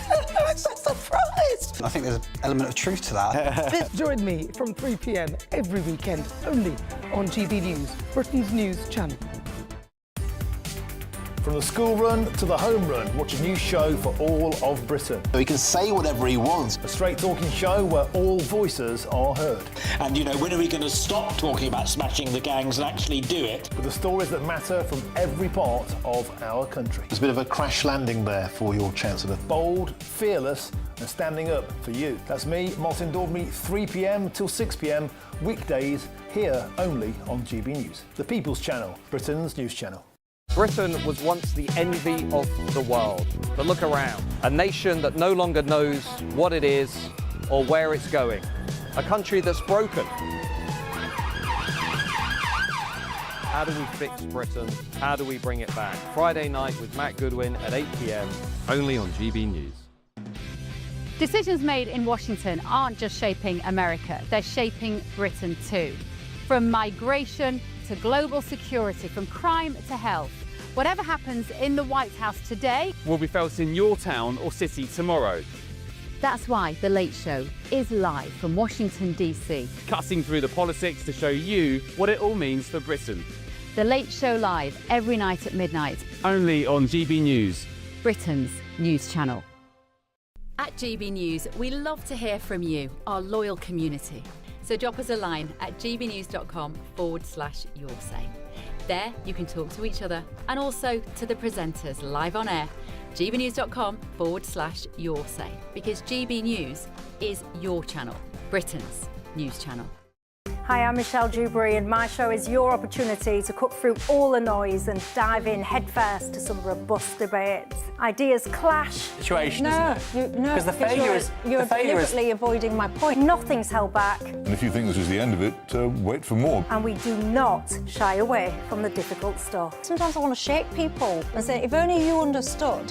So join me on Jubes & Co weeknights at 6 p.m, only on GB News, Britain's news channel. Westminster's full of talk, but out here, it's the real world. Am I allowed to talk now? No, that's it. This is where it matters, real people and real lives. That's what politics is all about. In fact, has Trump made a good start? No. Straight answers, no spin, and just a couple of pints. How many fingers have I got up? About 10. So join me for Lee Anderson's Real World every Friday at 7 p.m, only on GB News. The People's Channel, Britain's news channel.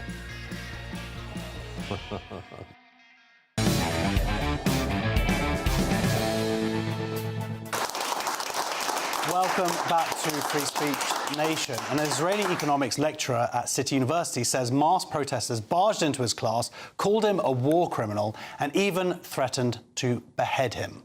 You have blood in your hands. Blood in your hands. Shame! This lecturer signed in the IOM. They support the genocide in Gaza.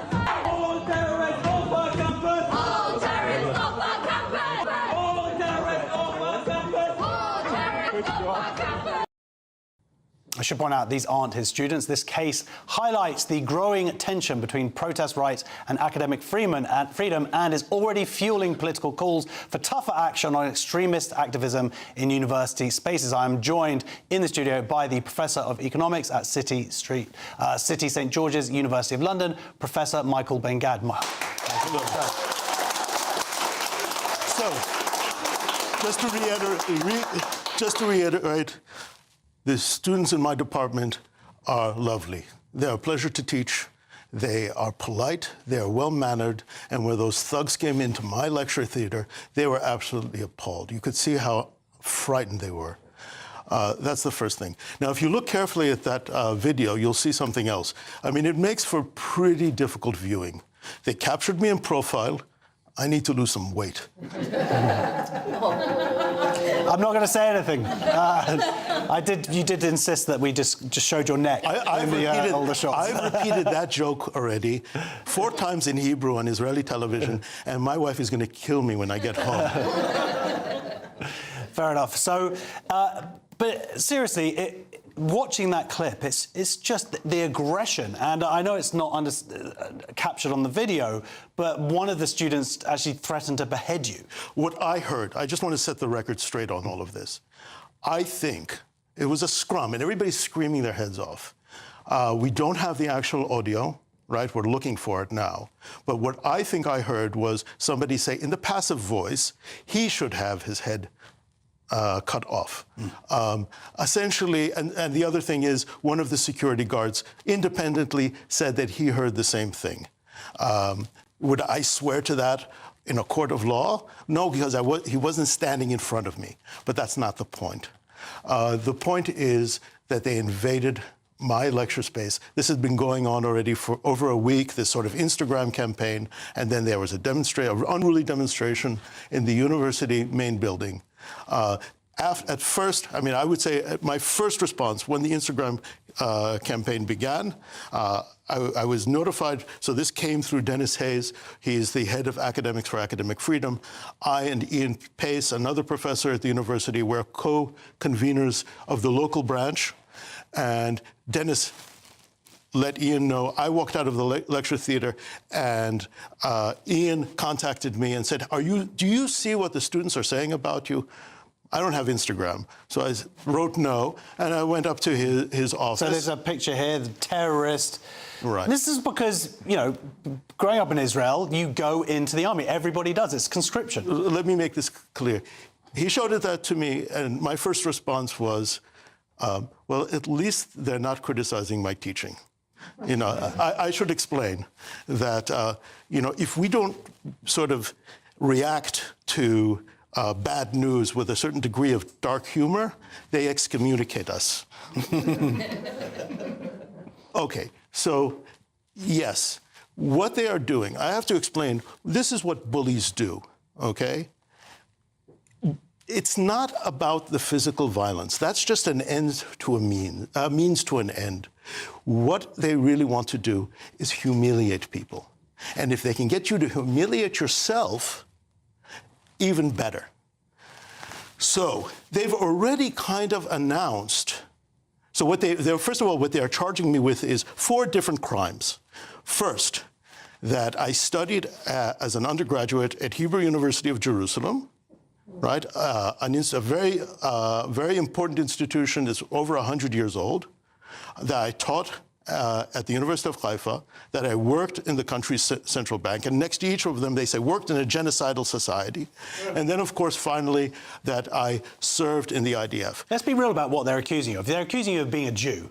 Yeah. That's what it comes down to. Being a Jew in the Middle East, okay, and the point is that they are now offering me terms. I can have my life back if I apologize for my military service. So, before we go any further, I've written an apology out. Where's my camera? There? Okay. Good evening, thugs. It's important to be polite.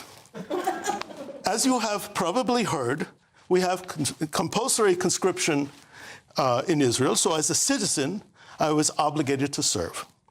However, for most of us, conscription merely absolved us of the need to volunteer. Personally, well, I was born less than 20 years after nearly my entire family was gassed at Treblinka. And personally, I would have crawled over cut glass to get to that induction center, to put on the uniform and defend my people. Mm-hmm. Have a nice evening. Yeah.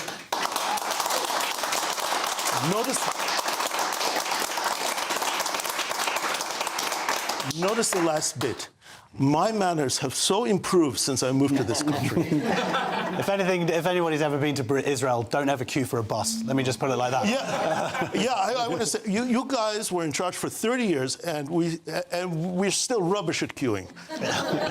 So look, that's the point, isn't it? Because we've seen this intimidation. We've seen it, by the way, not just of Jews. We have seen it of Israelis in the past. We've seen it where a chaplain came back, his university, basically the deputy leader now of the Green Party, put out posts about him on X. This guy had to go into hiding with his wife. Now he's gone back to Israel. We've seen this in the past. And you know what? It's not just with Jews, Israelis here. There was another protest this week, Professor Alice Sullivan. My good friend, yes. She was at Bristol University. She's a sociology professor, trying to give a talk about the sex and statistics, I believe. And we've actually got some footage to show what these students are like. Mainstream beliefs. I mean, the belief that sex is real could not be more mainstream. And many people who hold these beliefs won't necessarily call themselves gender critical. It's thuggery. And you know what we haven't seen there is No. What you're seeing is just the inside. What they did was climb up the side of the building to try to get to her. They had to bring in mounted police in order to protect her. They set off the fire alarms as well? They set off the fire alarms as well. Let me just say that she, Professor Alice Sullivan, Professor Ian Pace, Professor Abhishek Saha, and Professor Michelle Shipworth those are the people who organized that petition that you saw today in the Observer. We're all part of the London University Committee for Academic Freedom. And they have been wonderful, all right? I've been very vociferous about this, that I will not apologize. I'm an unapologetic You've got nothing to apologize for. Israeli patriot. But I've come to really love this country because I have learned what kind people the British are. And it starts with those people. Not everybody in UK higher education is a lunatic, but the lunatics have come to run these places. Yeah, well, so your institution, City, they have defended you. You've had 1,500... 1,600 now, other academics coming out defending you. That's a far cry from what we saw in the past. Kathleen Stock, the response that she got a few years ago. Yeah, don't just say her name. Let's single out the University of Sussex. And they got fined because of this? They got fined for this, and justly so. They basically threw her under the bus, basically because they were weaklings and cowards. Now, I am very fortunate that I work at a university that has decided to finally take a stand. And I have to say that Professor Sir Anthony Finkelstein, who, by the way, has also been targeted by these people, he has no formal ties to any sort of Israeli institution. And I'll leave it to your imagination what it is they're so unhappy about. Well, let's talk now about the response to this, because, as you say, you're a member of these various institutions that protect academic freedom. Thugs, which I believe is the perfect word to describe these people, coming in, disrupting your, as you say, lovely students who are there to learn, threatening violence, proved or not, intimidation, harassment. What do you think should be done? Because Kemi Badenoch spoke this week. She said that if they weren't British citizens, that they should lose their visas. If they are students at the university, they should be kicked out. What do you think should happen? How are we going to deal with these? Well, first of all, we have to identify them. And I've already filed a criminal complaint. Let me also just make clear that in terms of what the university did, they did offer to basically give me paid leave, right? They said, look, until this all blows over, you can stay at home. You know, this is, I have to say that for a professor who's got a lot of research projects, that's very tempting, right? But under the circumstances, I insisted that I will turn up to every single lecture. And so we're working on security to make sure that that actually can happen. Now, in terms of these people, the extent that they are students, and we think some of them may be, we're not 100% sure where all of this is coming from. Of course, because they're not students, they're trespassing. Well, even if they are students, when they walked into that lecture theatre, they were already trespassing in a place where they weren't supposed to be because they're not registered for that module. And they disrupt, I mean, these students, my students, came on a rainy Wednesday afternoon to hear a lecture about monetary policy, and I, you know, if you ask me, am I traumatized by all of this?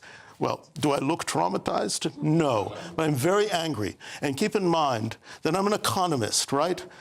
An economist is somebody who didn't have enough charisma usually to become an accountant.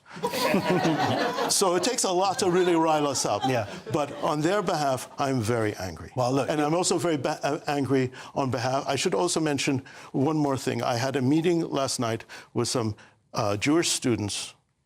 It's not easy.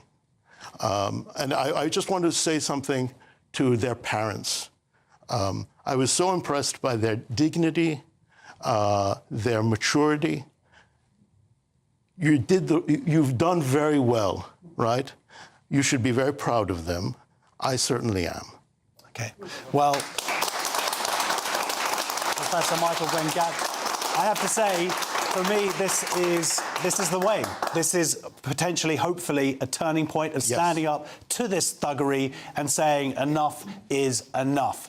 We don't have a response from the University of Sussex, but St George's University of London told GB News City St George's fully support and upholds freedom of expression within the law and is willing to engage in lawful discussion and debate across the full range of topics. However, unlawful and repugnant attempts to obstruct and interfere with our academic operations are another thing entirely, and the university will not tolerate the harassment of its staff and students. We reject the unlawful actions of this small group of individuals that is neither affiliated with the university nor its students' union. We are investigating the incident. Also to note, the group calling itself City Action for Palestine is not affiliated with the university or students' union. I have to say also another thing from this clip is they don't want to debate.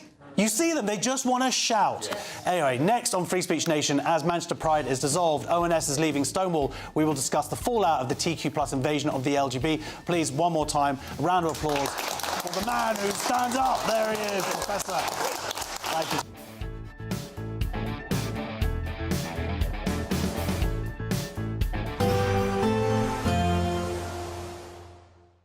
Dinner under the stars tonight? That reminds me of our travel insurance. You mean All Clear Skies? All Clear Travel Insurance sponsors GB News Travel Destinations Forecast.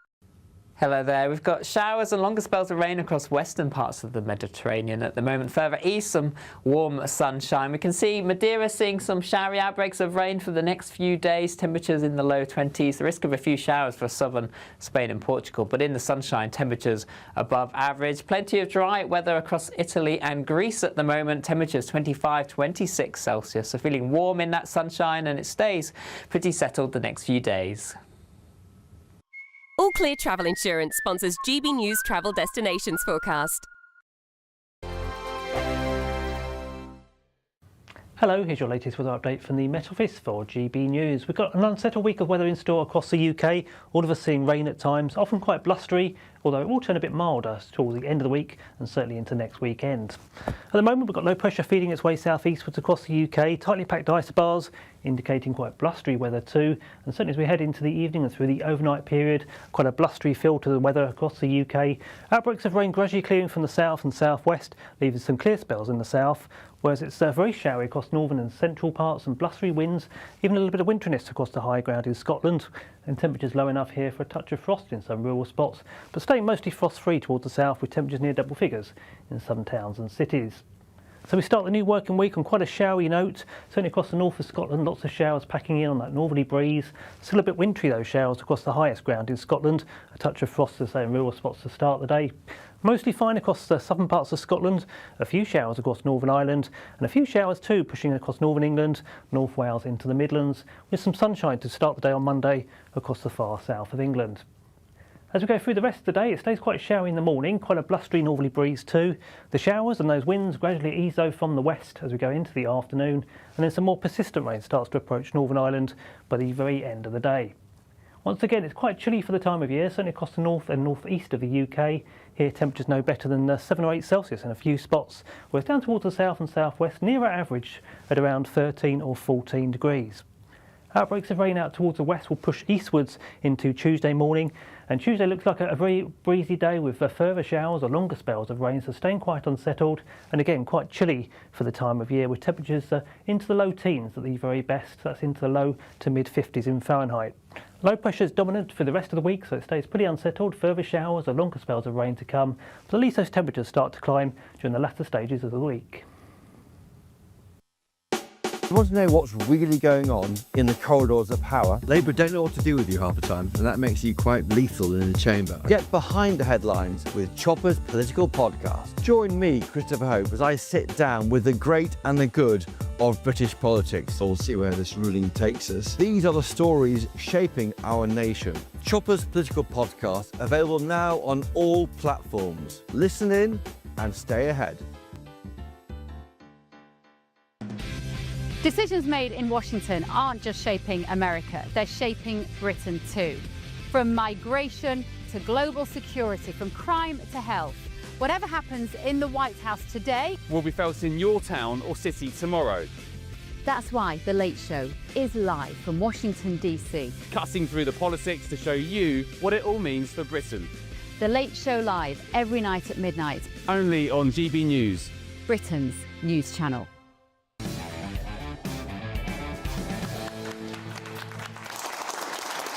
Welcome back to Free Speech Nation. Manchester Pride, one of the UK's most well-known and largest LGBT events, has, quote, with enormous sadness, gone into voluntary liquidation, with dozens of businesses and performers, they say they're yet to be paid. In a statement, they said, a combination of rising costs, declining ticket sales, and an ambitious refresh of the format aimed to challenge these issues has led to the organisation no longer being financially viable. We regret the delays in communicating the current situation. We had hoped to be able to find a way to continue and, most importantly, to support our artists, contractors and partners. The trustees continue to attribute their success in Manchester to over 200,000 visitors, over £100 million to the economy and grassroots community groups grants. This comes as the Office for National Statistics has broken off its long-standing association with Stonewall after the watchdog incorrectly recorded trans population data due to information from the charity. I'm joined in the studio by the director of the Gay Men's Network, Dennis Kavanagh. Welcome to the show. Thank you. Let's start first of all with Manchester Pride, because one of the things they identified there is lower ticket sales, possibly from less gay people going along. Yeah, I guess that could be right. What we've got there is they've gone into voluntary liquidation, we understand, and there's a serious incident report has been made to the Charity Commission about the finances. Something serious has gone on here, but it might look to your average outsider that the embrace and the uncritical embrace of gender ideology by these organisations has gone down like a lead balloon with your average, certainly your average lesbian, and I think increasingly with lots and lots of gay people. Manchester Pride, let us not forget, at one point had a pledge card that people had to sign to basically say that they believed in gender identity ideology, and if you didn't sign it, you weren't welcome at their party. So maybe that wasn't the greatest commercial move ever, telling people what to think. Yeah, and then you, like I said, we've got the ONS here. Now, we've covered that story a few times, but the data that came out of that survey has basically been ditched, because it turns out, accordingly, I think it was 1 in 72 Muslims are transgender.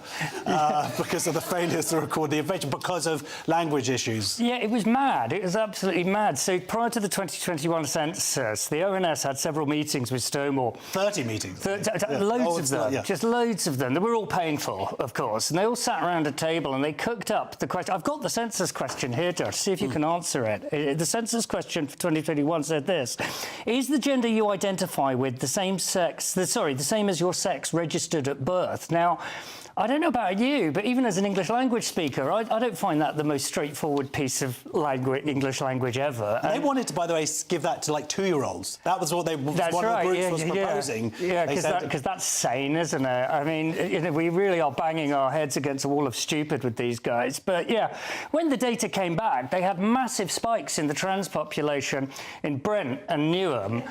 And Nancy Kelly, the CEO of Stonewall at the time, tweeted, "I love living in Newham.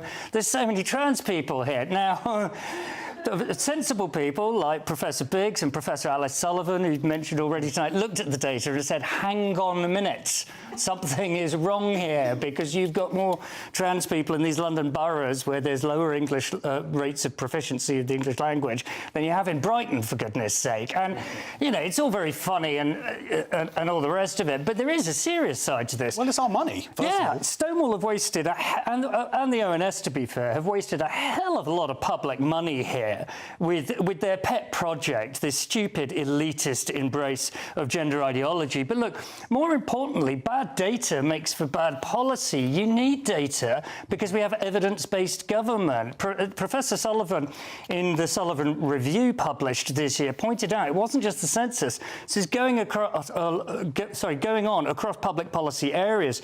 She identified poor data collection in health and in criminal justice as leading to poorer outcomes, particularly for people who are in vulnerable positions. Because if you have a medic, for example, doing a medic report, maybe never seen the patient, if they can't get accurate sex data about the patient, that's a big missing piece of the jigsaw. So across the public sector, Stonewall and this fairly bonkers campaign have cost us money, and they've cost us in terms of our vital public interest in good evidence-based policy. Yeah, and I mean, Stonewall have had an issue this week.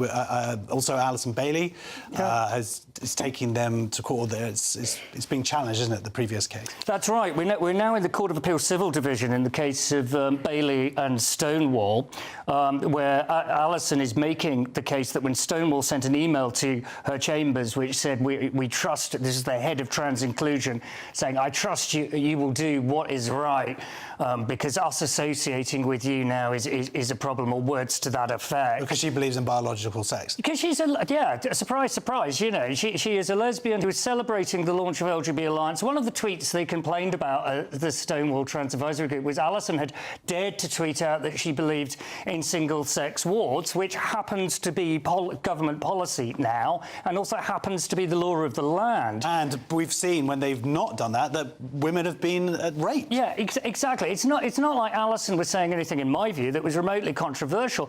But this is a very interesting case, and we owe a lot to Alison for taking this, because her case is going to give us definitive guidance in this era of cancel culture. The Court of Appeal is going to decide how far is too far sending these sort of cancel culture emails. And it'll be an interesting case as a lawyer, because in the court of public opinion, I think we all know what that email means, and it reads pretty terribly. Court of Appeal have got a delicate job here in terms of how that translates into a very technical area of law. But we have a lot to be thankful to Alison for on this. And what a sad thing it is, Josh, away from, you know, all the finer points of law on this, how low Stonewall have come to be going after, in my view, going after a black lesbian's job. The very organisation that she should be reaching out to protect her was actually going after her. And also as a legacy in terms of what Stonewall has achieved so much in the past for gay rights, like you say, to be going then and trying to get a lesbian fired. Yeah. Anyway, well, ladies and gentlemen, please, big round of applause to Dennis Kavanagh. Next on Free Speech Nation, the Met Police have announced they will no longer investigate non-crime hate incidents, but does this mean we will really see the end of it? Lord Toby Young from the Free Speech Union will join us next. See you in 2 minutes. Bye.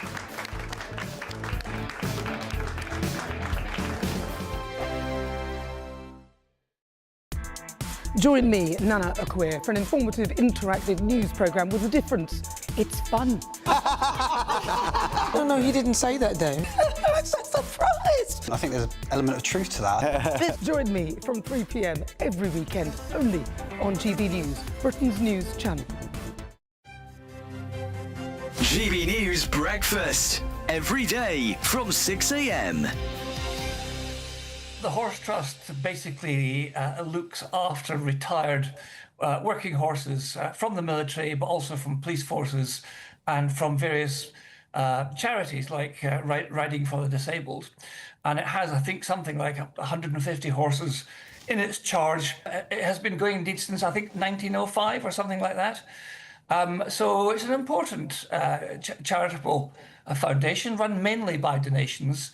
And that's where Quaker, one of the 5 horses, as you mentioned, has gone to see out its days, out to pasture, if you like.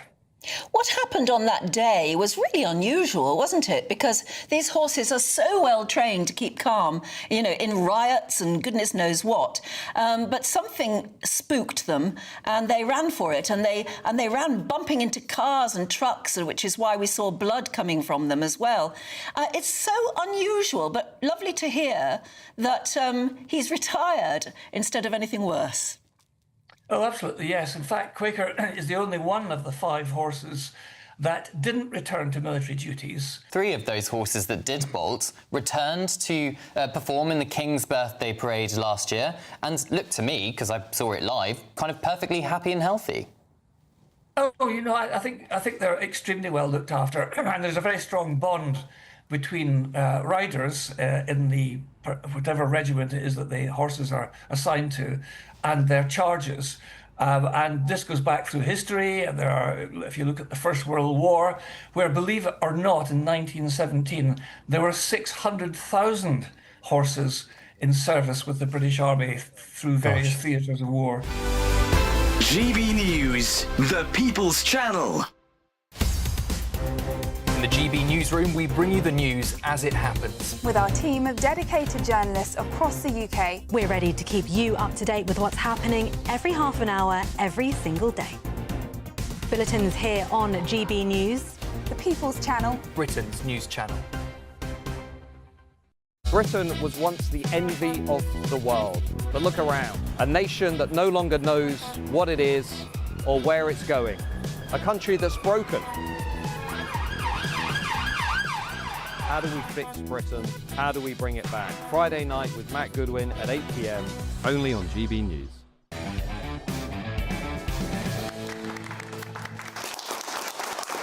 Welcome back for a final time to Free Speech Nation. The Metropolitan Police have announced it will no longer investigate so-called non-crime hate incidents. After years of controversy and wasted resources, Commissioner Sir Mark Rowley is being credited with the move, which campaigners hope will soon be adopted nationwide. We are joined now by the Director of the Free Speech Union, Lord Young. There he is. There he is. Hello, Toby. So, this is good news, right? Yeah, it is good news. It was an unexpected bonus after the Free Speech Union's victory in the Graham Linehan case. So, as you'll recall, he was arrested by 5 armed police officers at Heathrow when he got off a transatlantic flight, kept in a cell for more than 12 hours, only released because his blood pressure spiked. They thought he was going to have a heart attack or a stroke. Terrible case, complete miscarriage of justice. The Free Speech Union managed to get the onerous bail conditions the police imposed on him when they released him lifted.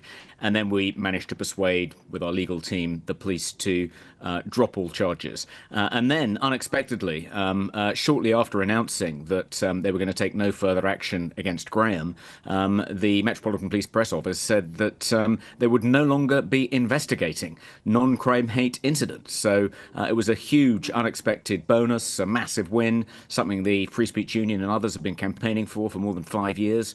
And as you say, the next step will be to persuade other police forces across the country to follow the Met's lead, which I hope they will, because the Met is the largest police force in the country.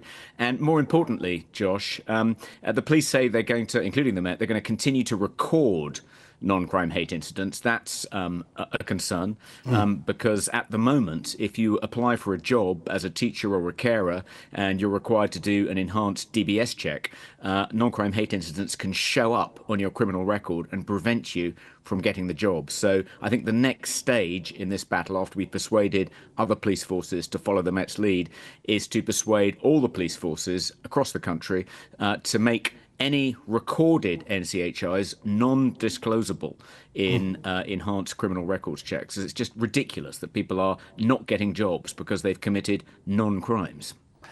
You credited Sir Mark Rowley for making this decision. Of course, he said after the whole Graham Linehan incident that, that they were obliged to do it rather than really just using, of course, common sense. So this is a way of I guess, dealing with that.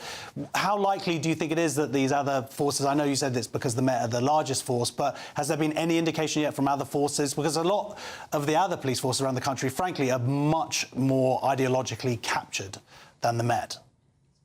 Yes, well, there is a report on non-crime hate incidents, that has been done, a review by the College of Policing and the Joint Council of Chief Constables.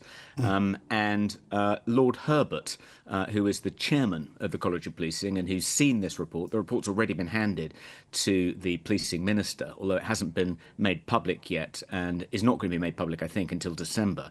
But Lord Herbert, in the second reading of the Crime and Policing Bill debate week before last, said that the conclusion of this report is that non-crime hate incidents are not fit for purpose. So I think this report is going to recommend that the NCHI regime is overhauled. And I think Sir Mark Rowley must be aware of that. I think he must have got permission. As you say, he originally said we had no choice but to investigate this accusation against Graham Linehan. Our hands were tied, etc., etc. Well, clearly he has a choice now if he's saying that we're not going to investigate these sorts of vexatious complaints in future. Why has he got the latitude now he didn't have, a few weeks ago? Well, I think he must have got permission from the Home Secretary and probably Sadiq Khan to stop investigating NCHIs, and he will have pointed to this report. And I think the effect of the report will be that every police force in England and Wales, at least, the Police Service of Northern Ireland has stubbornly said it intends to continue to investigate NCHIs. But I think every police force in England and Wales, probably not Scotland either, will follow the lead of the Met. So I think it's really good news. But as I said to my team at the Free Speech Union, it's Al Alamein, it's not D-Day. We've still got a ways to go. I believe it's about 60,000 man-hours, women-hours a year that will now be saved because of this. Is the police now going to be solving some actual crimes like burglary or stealing of phones? One would hope so, Josh. As you say, a report by Policy Exchange published late last year calculated that the police are spending 60,000 hours a year investigating NCHIs. And the concept was introduced in 2014, 11 years ago. So that's 660,000 police hours that have been spent to date on investigating non-crimes. And when you think about all the actual crimes that go unsolved, I mean, to give you just one example, one eye-opening stat is that I think in 48 of the postcodes in England, not a single burglary has been solved in the last 3 years. So hopefully they'll start getting a bit better at solving burglaries, dealing with auto theft, muggings, etc. If they're not wasting all this time on investigating non-crimes. All right, well, we'll take the victories where we can get them. Thank you very much for joining us, Lord Toby Young. And thank you for joining us this week on Free Speech Nation. This is a show with comedic value. I do want to apologise for any comments that might have been offensive during the broadcast. Thank you very much to my panel, to all of my brilliant guests this evening. And if you want to join us live in the studio, be part of our wonderful audience, you can. Please go to gbnews.com/tickets. Stay tuned for the brilliant Alex Armstrong tonight. That is next. And thank you very much for watching Free Speech Nation. Have you guys had a good time? Yeah! There you go. There we go. We're going to go and have a little drink now. Goodbye. Have a lovely week. Thank you so much. Goodbye.